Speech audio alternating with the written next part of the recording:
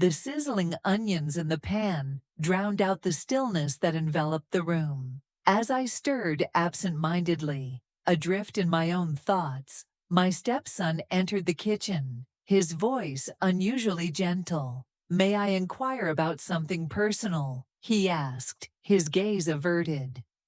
Welcome to Hidden Love Stories, the place to store emotional love stories. Don't forget to like the video, share your thoughts in the comments section, and subscribe to stay updated with our latest stories. Wishing you enjoyable, relaxing moments.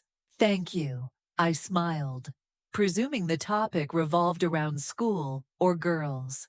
Yet when he finally uttered his thoughts, the very words he selected stole the air from my lungs.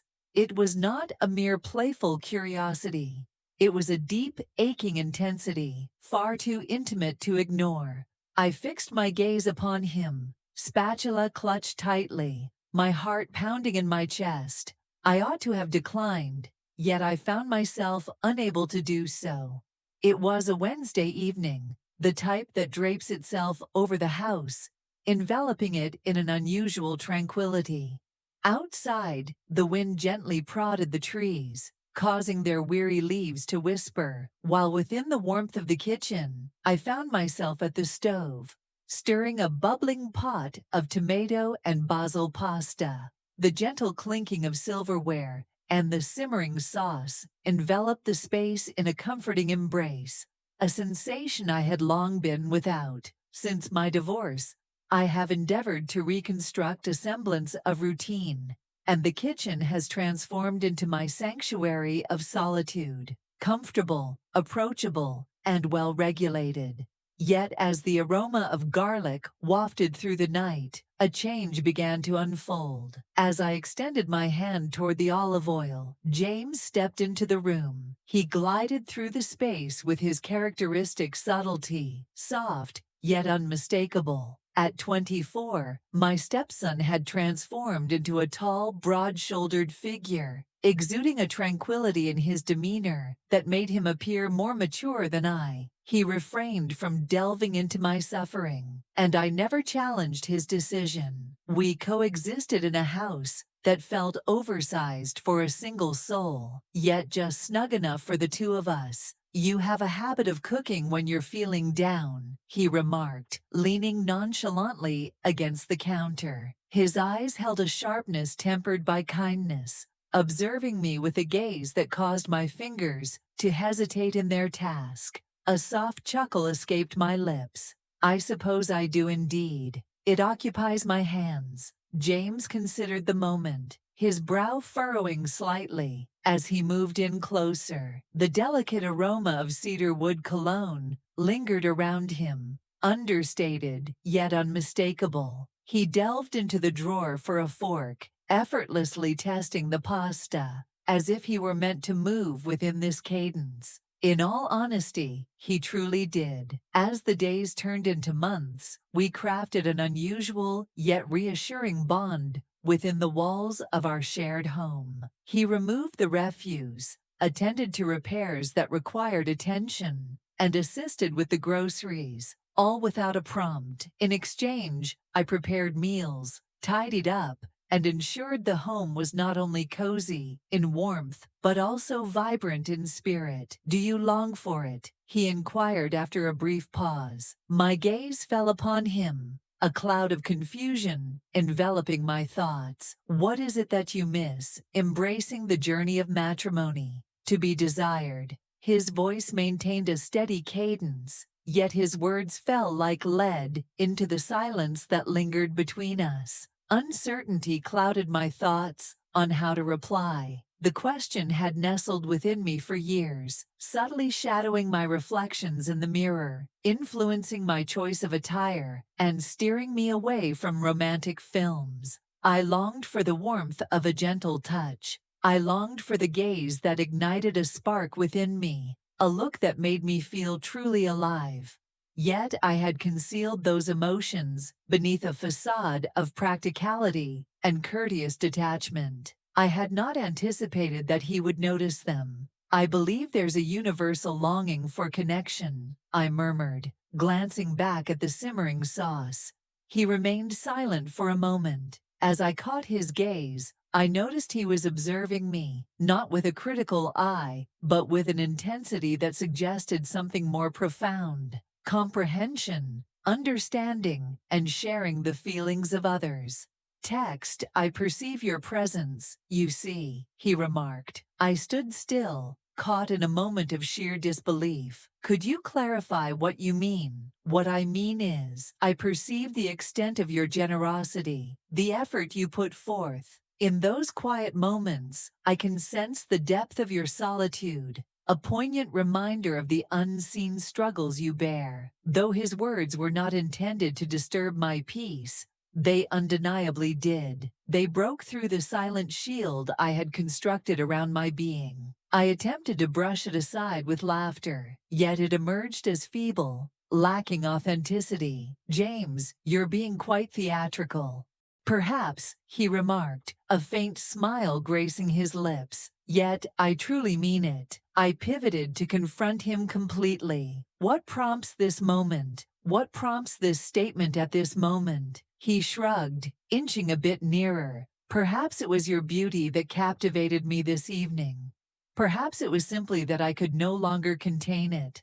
Perhaps it is due to the 2 years I have devoted to masquerading as if you are merely my stepmother, when in reality, you embody so much more than that. My breath hitched. James, this conversation is not something we can engage in. What holds us back? Due to its inappropriateness, it is because I played a role in your upbringing, for it transcends all boundaries imaginable. I am not a boy, he declared with conviction. You are far more than just the person who prepared my meals. It's clear that we've been circling around a certain truth for quite some time now. I retreated a bit, craving the room to gather my thoughts. This is incorrect. It is understood, isn't it? It is indeed a complex matter. Yet incorrect? I am uncertain. Share with me that you have not experienced it as well. Have you truly not sensed the unique atmosphere that envelops us in our solitude? I hesitated before responding. In all honesty, I had sensed it. I had consistently shoved it aside whenever it surged within me, filled with dread at the implications it carried. I had aged. I found myself shattered. I had envisioned myself as the one who would bear the weight of responsibility. Yet none of those distractions could diminish my awareness of the way his voice took on a richer timbre when addressing me. Nor could they quell the peculiar flutter that stirred within me as he glided by in the hallway. James advanced with purpose, so near that I could sense the warmth radiating from his skin. It is your right to experience the warmth of being desired once more. Text, I am uncertain of your intentions, I murmured, my voice wavering. I am not attempting to pursue any particular action.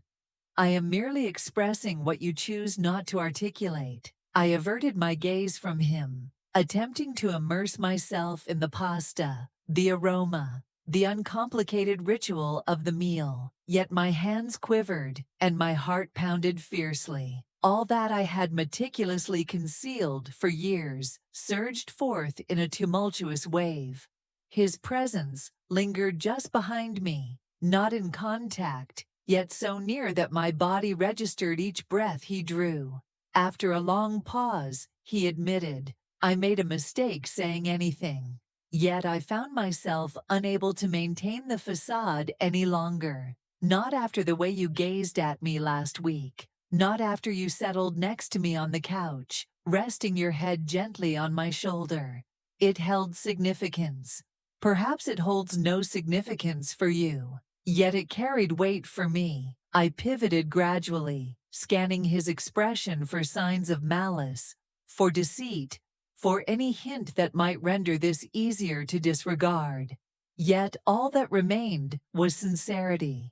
Unfiltered, candid, and vulnerable honesty. I am uncertain of my actions, I confessed. I feel the same way, yet perhaps that is perfectly acceptable. The oven chimed, a gentle reminder that the garlic bread had reached its perfect moment. I switched it off, yet I did not proceed to open it. He advanced, pausing momentarily, as his fingers hovered near my hand. I would never push you, he declared. Yet should you request my absence, I shall comply. Simply reveal the truth to me. Did you sense it as well? I gazed at our hands, mere inches apart, yet unconnected. I recalled each serene evening we shared in conversation, every jest that lingered in my laughter, every silent instant that seemed poised to transform into something tangible. In that quiet moment, it dawned on me that I had experienced it as well. The kitchen was enveloped in the intoxicating aroma of rosemary and garlic as I gently stirred the sauce, striving to calm my breath. Ever since he posed that question, my thoughts have been in a relentless whirlwind. Initially, I had chuckled, a nervous and airy sound, clinging to the hope that he was merely jesting. Yet the intensity of his gaze, the quiver in his voice, and the way his eyes sought mine revealed that this was far from a jest. He had not intended it in the manner of a boy committing a thoughtless error. His words carried intention, wrapped in vulnerability, imbued with a gravity that felt as though it had been forged through years of quiet observation and contemplation. The stove was turned off. The spoon struck the pot's edge with a sharp clatter as I set it down, acutely conscious of how every tiny sound resonated in the stillness that enveloped us. He lingered in the doorway, his imposing figure creating a subtle shadow that danced across the counter. His posture was uncertain, hands tucked deep into the pockets of his hoodie, as if he were attempting to conceal the very feelings that had led him to my side. He appeared more aged than normal. Perhaps I was merely perceiving him in a new light, perceiving everything in a new light. "Do you feel a sense of anger?" he inquired. That question pierced my soul even deeper than the first. Did I feel anger? I ought to have been. I ought to have urged him to let it go, to turn his back, to never mention it once more. Yet what I experienced was merely a peculiar foreign ache nestled within my chest, a gradual tug of connection I had never anticipated experiencing. Not alongside him. This is not the way, yet it stood before me. I moved past him, craving the fresh air, yearning for distance. Yet he trailed behind me like a silent specter. We found ourselves in the living room, where the gentle glow of the lamp in the corner was the sole source of illumination. I settled into the couch, and he took a seat next to me, maintaining a distance, silent and still. Inhaling the same air, we stood there, both uncertain of what this moment was, or what it might evolve into. "You have always shown me kindness," he murmured gently. "More than anyone else. You noticed me in my moments of obscurity, and I ponder. Somewhere along the way, I began to perceive you in a new light as well." I gazed at him, truly gazed at him. The young lad I had nurtured after his father departed. The young lad who scattered his toys throughout the house, who wept when his heart first felt the sting of sorrow, who sought my guidance on the art of tying a tie. Yet this was no longer the same boy. He was a man, a young man, indeed, yet a man who had matured quietly and profoundly beneath the same roof as I, nurturing emotions he had yet to articulate until this moment. I extended my hand, making contact with his, not to convey a message, nor to provide a response, but simply to recognize his presence. His fingers brushed against mine, a gentle and tentative touch, as if they were hesitant to fully engage. This unfolded with a deliberate grace. It was not mere desire. It was not an act of defiance. A yearning for comprehension, for warmth, for the assurance that one could find solace in the company of another. Text, I cannot comprehend what this is, I murmured, yet I am certain of its reality. Our gazes intertwined.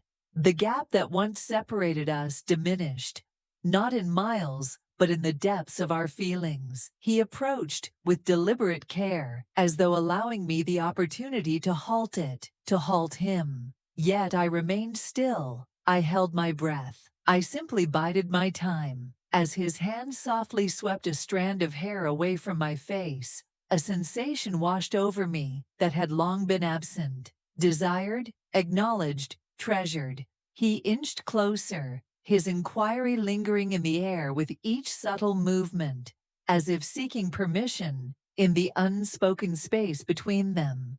And when our lips finally met, it was not a symphony of fireworks, but rather a profound silence, a gentle sacred hush that rendered the universe invisible. It carried neither guilt nor shame, simply yield. We separated, our eyes wide with uncertainty. Yet neither of us chose to retreat. His hand grazed my cheek, his thumb caressing the skin with a gentle unspoken affection. Are you feeling any regret about this yet? He inquired. I responded with sincerity. No. I lament all that I have overlooked until this moment. Each time I convinced myself it was merely a figment of my imagination. The bond, the way your gaze met mine, lingered in my thoughts. I concealed it, believing it to be a transgression. Yet at this moment, I am uncertain. He leaned in, his forehead resting gently against mine. You made me feel significant, he remarked. You continue to do so. We lingered in that moment, two souls suspended between the realm of impossibilities and the weight of reality. The rhythmic ticking of the clock re-emerged, anchoring us in a moment that seemed simultaneously surreal and destined. Later, as we lingered in the shadows, his head softly nestled against my shoulder. He murmured, I never inquired with the hope of a reply. I simply wanted you to be aware. In that moment, it struck me. I had failed to provide him with a response. I had bestowed upon him a truth. It was a truth neither of us dared to voice, yet it lingered in every exchanged glance, every hushed dinner, every late-night conversation that stretched on longer than necessary. This was more than a mere response to solitude. It emerged not from sorrow or necessity. It was an experience unlike any other, something gentle. It had quietly expanded over the years, remaining in the shadows until it could no longer be concealed. With a whisper, I admitted my fear of what lay ahead. So am I, he replied. Yet I would choose the fear of your company over the solitude of being alone. The sheer straightforwardness of that declaration unraveled me.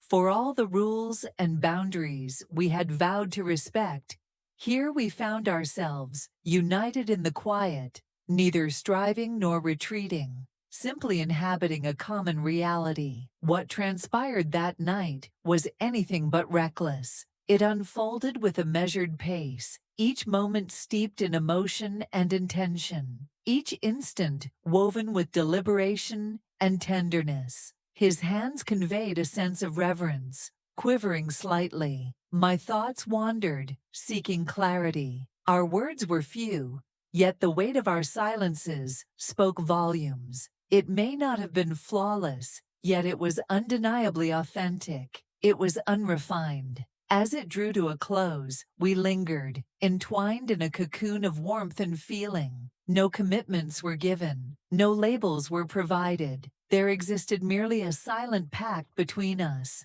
an understanding to acknowledge the emotions we both harbored. The world outside pressed on, oblivious to the shifts that had unfolded. Yet all had changed. The following morning, the light streaming through the curtains seemed almost too candid, too exposing. I remained motionless in bed, attuned to the faint echoes of his movements throughout the house.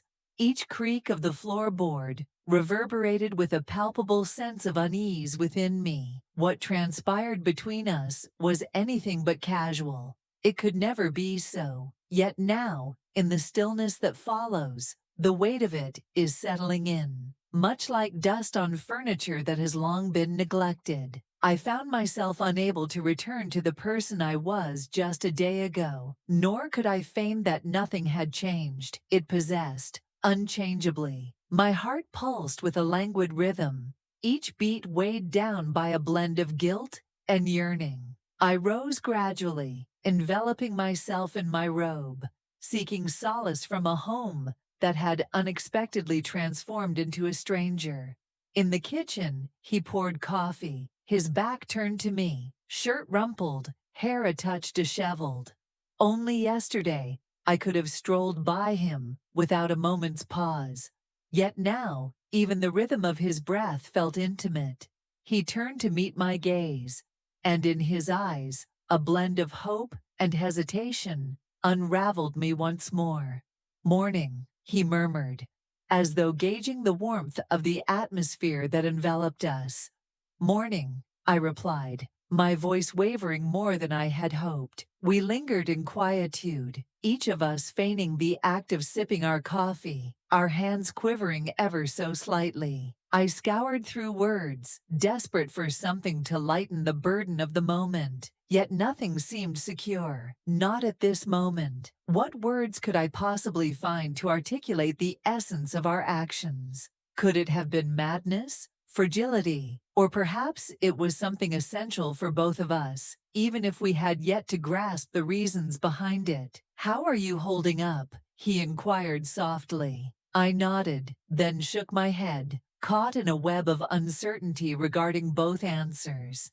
"Text, I honestly do not know," I admitted. "Everything resonates with a heightened intensity today." He extended his arm across the table, not with the intention of grasping my hand, but rather to bridge the distance between us. I allowed him to proceed. A subtle insurrection stirred within me, pushing back against the encroaching shame that threatened to settle in the shadows of my thoughts. I had nurtured him, in a sense. I observed his growth, yet he had long since shed the innocence of childhood, and I too had not embraced the essence of womanhood for what felt like an eternity. In that in-between space, an entity had emerged, something impossible to ignore. Yet emotions remain indifferent to the confines established by society. They navigate the fissures of collective experiences, fleeting looks, lingering sorrow, and they flourish. As the day wore on, I found myself gazing into the mirror, confronted by my own reflection. My face appeared transformed, aged indeed, yet imbued with a gentler quality as well, as if she had at last granted herself the freedom to experience emotions beyond mere obligation. I reflected on the years I had endured, navigating through heartbreak, divorce, and loneliness, and how desensitized I had grown to my own yearnings. Was it truly so misguided to have embraced tenderness when it finally graced my presence? Yet the questions linger in my mind. Would he look back with remorse? Could I? Could this transform into a secret we share only in hushed tones, hidden away from the light? Or perhaps a burden we bore with a silent comprehension throughout the years that followed? Once more, he settled beside me on the couch that evening. "Keep your distance sufficiently ample." We sat through a film that captured neither of our attentions. The distance loomed large in my mind, heavy and palpable. At last, he found his voice. "I don't anticipate you will assign a name to this," he remarked, "or to elucidate it. Last night, in my eyes, was far from a mistake." My throat constricted. His voice, laced with sincerity, rendered me defenseless. I gazed at him, truly gazed, and discerned no hint of deceit, no signs of childishness, no bewilderment, only vulnerability, the very burden I had borne in solitude for countless years. I too acknowledged that it was not a mistake. Yet it fills me with fear. So do I, he replied. Yet it does not seem amiss. It seems as though we were both yearning for this. That truth settled between us, a confession that neither of us could retract. We were not putting on a facade. We were not in motion. We found ourselves ensconced in the chaotic heart of an uncharted territory, a realm both fragile and fearsome. On that night, we remained untouched. We have just had a conversation, reflecting on his early years, reflecting on my heartbreak. In the stillness of our shared existence, we bore the weight of unvoiced sorrow, a silent burden cultivated within the walls of a home steeped in unexpressed truths. Amidst the ebb and flow of conversation, we unearthed a connection more profound than anything exchanged the previous night, an understanding that transcended mere words. The tension lingered, refusing to fade away. It continued to hum softly beneath the surface, yet now it was softened by a more profound essence: honor. Proceed with care. A realization that our journey demanded more than mere instinct. It called for authenticity. And the truth was this: he had stirred a part of me that I believed had long since perished. Perhaps, in some manner, I had mirrored that sentiment for him as well. In the weeks that ensued, the house settled into a quieter cadence, as if it were collectively holding its breath alongside us. Though we rarely spoke of that night, an unspoken change lingered in the air, transforming the way we navigated our shared space. More tender, more attuned to one another. There existed no urgent compulsion to articulate it, no frantic pursuit to categorize what we had discovered. It existed quietly between us, woven into our glances, nestled in the pauses of our conversations, and manifested in the gentle brush of his fingers against mine as he passed me a coffee mug. For much of my existence, I devoted myself to fulfilling the roles that others expected of me: a devoted wife, a nurturing mother, a diligent caretaker. Yet, for the very first time, I was discovering the art of simply existing. Neither an answer belonging to another, nor a sacrifice made by someone else. A woman who, after much deliberation, chose to heed the whispers of her own heart, no matter how intricate that truth may be. As twilight enveloped the world outside, we lingered by the window, our eyes tracing the sun's descent behind the trees, when he took my hand in his. "Whatever this evolves into," he said, "I simply want you to understand that I am present, not for an instant, but for the gravity of it." I remained silent, offering no words in response.